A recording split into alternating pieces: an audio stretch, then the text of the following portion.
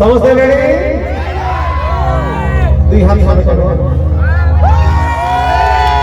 कीर्तनिया pattern में जिमा ठीक है केंदा बलवा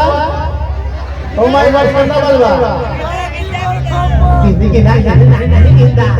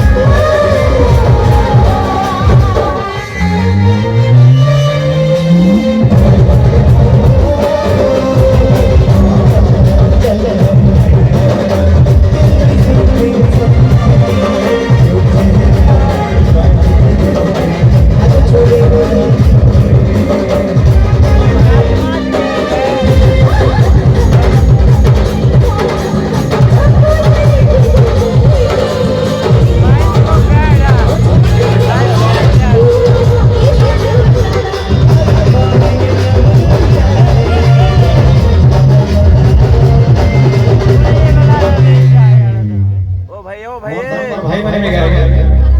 सबे कॉलेज बोर्ड जो कोई कहबे I am falling with you darling तमे कहबो